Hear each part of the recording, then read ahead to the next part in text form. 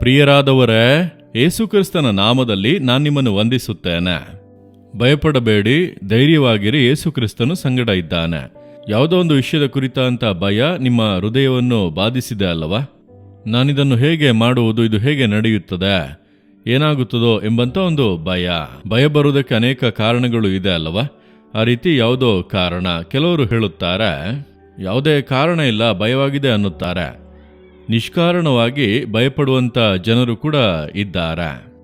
ಆದರೆ ಇಂದು ದೇವರು ನಿಮ್ಮನ್ನು ನೋಡಿ ಒಂದು ಮಾತನ್ನು ಹೇಳುತ್ತಾರೆ. ಒಂದು ಪೂರ್ವಕಾಲ ವೃತ್ತಾಂತ 28ನೇ ಅಧ್ಯಾಯ 20ನೇ ವಾಕ್ಯದಲ್ಲಿ, ಅಂಜಬೇಡ, ಕಳವಳಗೊಳ್ಳಬೇಡ ಎಂದು ದೇವರು ನಿಮ್ಮನ್ನು ನೋಡಿ ಹೇಳುತ್ತಾರೆ. ದಾವೀದನು ಎಂಬಂಥ ಒಬ್ಬ ರಾಜ ತನ್ನ ಮಗನಾದ ಸೊಲೊಮೋನನಿಗೆ, ಅವನಿಗೆ ಇನ್ನೂ ಕೂಡ ಚಿಕ್ಕ ವಯಸ್ಸು, ದೊಡ್ಡ ಜವಾಬ್ದಾರಿ ಕೊಡಲ್ಪಡುತ್ತಾ ಇದೆ, ಇಡೀ ದೇಶವನ್ನೇ ಆಳುವಂಥ ಜವಾಬ್ದಾರಿ, ದೇವರಿಗೆಂದು ಒಂದು ಆಲಯವನ್ನು ಕಟ್ಟುವಂಥ ಜವಾಬ್ದಾರಿಯನ್ನು ಕೊಡುತ್ತಾನೆ. ಅವನೊಳಗೆ ಒಂದು ಭಯ. ಕೆಲವೊಮ್ಮೆ ಪರಿಸ್ಥಿತಿಗಳು ನಮ್ಮೊಳಗೆ ಭಯವನ್ನು ಹುಟ್ಟಿಸುತ್ತವೆ. ನನ್ನಿಂದ ಇದನ್ನು ಮಾಡೋದಕ್ಕೆ ಸಾಧ್ಯವಾ? ನನಗೆ ಅಷ್ಟು ಅನುಭವಗಳೆಲ್ಲ ಇಲ್ಲವಲ್ಲ, ನನಗೆ ಇನ್ನೂ ಕೂಡ ಚಿಕ್ಕ ವಯಸ್ಸು, ನನಗೆ ಇದೆಲ್ಲ ಅಷ್ಟು ಅಭ್ಯಾಸ ಇಲ್ಲವಲ್ಲ, ಇಷ್ಟು ದೊಡ್ಡ ಆಲಯವನ್ನು ನನ್ನಿಂದ ಹೇಗೆ ಕಟ್ಟುವುದಕ್ಕೆ ಸಾಧ್ಯ? ಅದನ್ನು ಯೋಚಿಸುವಾಗಲೇ ಅವನ ಹೃದಯದಲ್ಲಿ ಒಂದು ಭಯ ಬಂದಿತ್ತು. ದಾವೀದನು ಹೇಳುತ್ತಾನೆ, ಅಂಜಬೇಡ, ಕಳವಳಗೊಳ್ಳಬೇಡ, ಕರ್ತನು ಸಂಗಡ ಇದ್ದು ಇದನ್ನು ಮಾಡಿ ಮುಗಿಸಲು ಕೃಪೆ ಕೊಡುವನು. ನಿಮ್ಮನ್ನು ನೋಡಿ ದೇವರು ಅದನ್ನೇ ಹೇಳುತ್ತಾರೆ. ನಾನು ಕೂಡ ಸೇವೆಗೆ ಕರೆಯಲ್ಪಟ್ಟಾಗ ಭಯಪಟ್ಟೆ. ನನ್ನಿಂದ ಹೇಗೆ ಇದನ್ನು ಮಾಡಲು ಸಾಧ್ಯ? ನಾನು ಹೇಗೆ ಈ ಸೇವೆ ನೆರವೇರಿಸಲು ಸಾಧ್ಯ? ಭಯ. ದೇವರು ಧೈರ್ಯಪಡಿಸಿದರು, ಭಯಪಡಬೇಡ, ನಾನು ಸಂಗಡಲೇ ಇದ್ದೇನೆ ಎಂಬುದಾಗಿ. ಯೇಸು ಬಿಡಿಸುತ್ತಾನೆ ಸೇವೆಗಳ ಕುರಿತಾಗಿ ದೇವರು ದೊಡ್ಡ ದರ್ಶನವನ್ನು ಕೊಟ್ಟರು. ಈಗ ನಾಲ್ಮಾಡಿಯಲ್ಲಿ ನೋಡುತ್ತೀರಲ್ವ, ದೊಡ್ಡ ಕಟ್ಟಡಗಳು, ಆತ್ಮಗಳು ಬರುವುದು, ಅನೇಕ ಜನರು ಬರುವುದು, ಮಿಷನರಿಗಳನ್ನು ಕಳಿಸಿಕೊಡುವುದು. ಇಷ್ಟು ದೊಡ್ಡ ಯೋಜನೆಯನ್ನು ದೇವರು 78ನೇ ವರ್ಷ ತೋರಿಸುವಾಗ ನಾನು ಸಂತೋಷ ಪಡಲಿಲ್ಲ, ಭಯಪಟ್ಟೆ.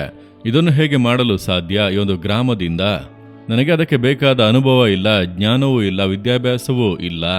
ದೇವರು ಹೇಳಿದರು, ನೀನು ಭಯಪಡಬೇಡ, ನಾನು ಸಂಗಡ ಇದ್ದು ನೀನು ಪ್ರಾರ್ಥನೆ ಮಾಡುತ್ತಾ ಮಾಡುತ್ತಾ ಎಲ್ಲವನ್ನು ನೆರವೇರಿಸುವೆನೋ.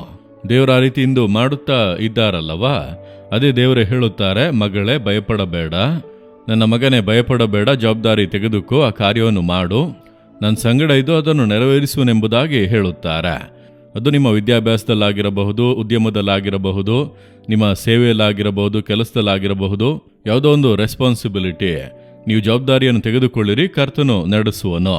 ಅದಕ್ಕೆ ದೇವರು ಹೇಳುತ್ತಾರೆ, ಅಂಜಬೇಡ, ಕಳವಳಗೊಳ್ಳಬೇಡ. ನಾವು ಪ್ರಾರ್ಥಿಸೋಣವಾ? ದೇವರೇ, ಈ ಮಗನಿಗಾಗಿ, ಈ ಮಗಳಿಗಾಗಿ ಪ್ರಾರ್ಥನೆ ಮಾಡುತ್ತೇನೆ. ಯಾವುದೋ ಒಂದು ಭಯ, ಕಳವಳ ಈ ಮಗನ, ಈ ಮಗಳ ಹೃದಯದಲ್ಲಿ ಇದೆ. ಯೇಸುವಿನ ನಾಮದಲ್ಲಿ ಅದೆಲ್ಲ ತೊಲಗಲಿ. ಅದನ್ನು ಮಾಡಿ ಮುಗಿಸುವುದಕ್ಕೆ ಬೇಕಾದ ಬಲ, ಕೃಪೆ, ಧೈರ್ಯವನ್ನು ಕೊಟ್ಟು ನಡೆಸಿ.